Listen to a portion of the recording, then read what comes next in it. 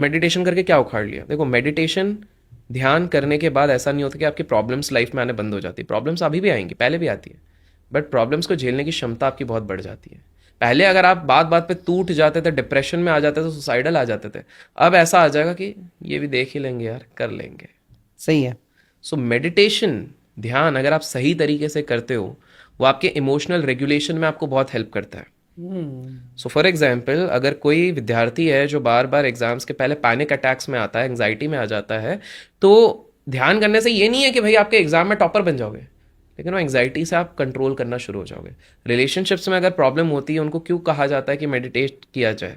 तो वो इसलिए हो जाता है क्योंकि आप अपने इमोशन को कंट्रोल जब करोगे, तो अचानक से आपके रिलेशनशिप सुधरने लग जाएंगे, आपके लाइफ के सारे एस्पेक्ट्स धीरे धीरे करके सुधरने लग जाएंगे। मेडिटेशन का अर्थ ये नहीं है कि आप एक सिस्टम आप करो। मेडिटेशन का एंड गोल, कोई भी मेडिटेशन करो, चाहे आप श्री श्री रविशंकर जी का करो जिसको सुदर्शन क्रिया कहते हैं, चाहे आप सदगुरु का इनर इंजीनियरिंग कर लो, चाहे आप ओशो मेडिटेशन कर लो, चाहे आप विपासना कर लो गौतम बुद्ध जी का, आप कुछ भी कर लो, एंड गोल केवल एक है, नो माइंडनेस। अर्थ ये है कि वो स्टेट पे पहुंचना जब आपके मन में कोई भी थॉट ना हो।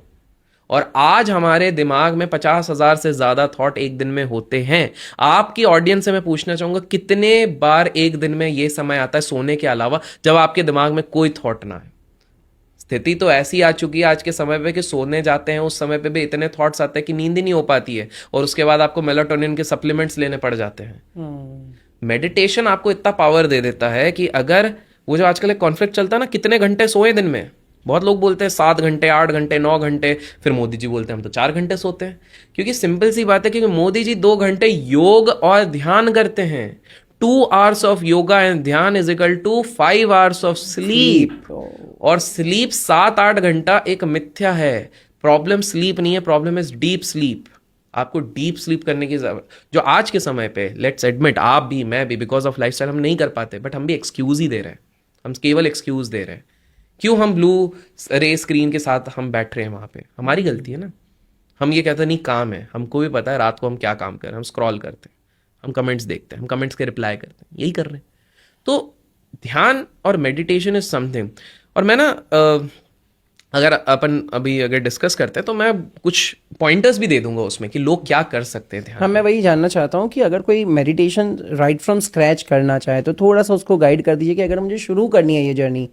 बहुत बार मेरे जैसे बहुत लोग रहते हैं जो सोचते कि यार यार मेडिटेशन क्यों करना, पहला तो क्यों करना चाहिए, दूसरा लोग सोचते कि यार मेडिटेशन मेरे लिए नहीं बना है, मतलब मैं नहीं कर पाऊंगा क्योंकि मैं कभी भी आंख बंद करके बैठता हूँ तो या तो कुछ सोच में चले जाता हूँ, या तो फिर मुझे लगता है कि यार इससे क्या इम्पैक्ट, मतलब कोई बोलेगा वाइट लाइट आ रहा है, कोई बोलेगा रोड बन रहा है, तो वो दिखता ही नहीं है यार, मतलब ये सब। समझ गया, समझ गया। वो इसलिए ना विरल भाई, क्योंकि आपका लॉजिकल माइंड ज्यादा है। सो आपका जो लेफ्ट साइड ऑफ ब्रेन है वो ज्यादा इंटरफेयर कर रहा है आपके राइट साइड ऑफ ब्रेन से। ठीक है, अब इसको इस प्रकार से आप समझिए कि क्यों बड़े बड़े ऋषि, क्यों गौतम बुद्ध, क्यों महावीर, क्यों ओशो, क्यों प्रेमानंद महाराज, क्यों ये सारे सभी संत और ऋषि ध्यान को इतना एडवोकेट करते हैं, मेडिटेशन की बात करते हैं, स्वामी विवेकानंद जी भी करते थे। उसका केवल एक रास्ता एनलाइटमेंट ही नहीं, उसका ये भी है कि मन की शांति। आज हमारा मन बहुत अशांत है, हर पल कुछ ना कुछ एक चल रहा है। बिजनेस में क्या चल रहा है, रिश्ते में क्या चल रहा है, अरे उसमें क्या हो रहा है, सोशल मीडिया में क्या चल रहा है, मेरे बारे में वो क्या क्या बात कर रहे हैं, वो क्या बोल रहे हैं।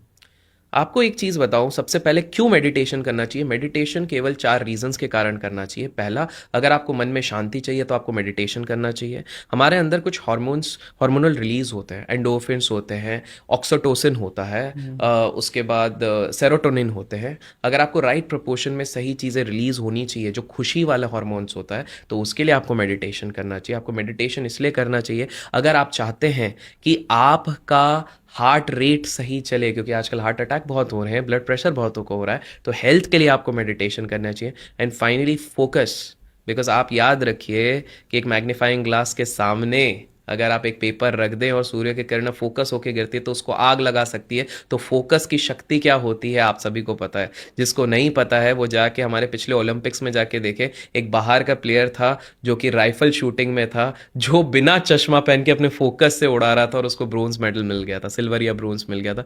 That is the power of focus. Arjun ने भी हमें यही सिखाया, फोकस, मछली की आंख पे पूरी तरीके से ध्यान देना।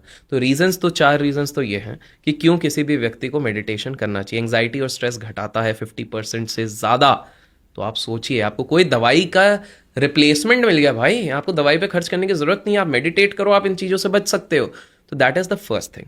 सेकंड, आपने जो ये पूछा कि एक बिगिनर किस प्रकार से शुरुआत कर सकता है।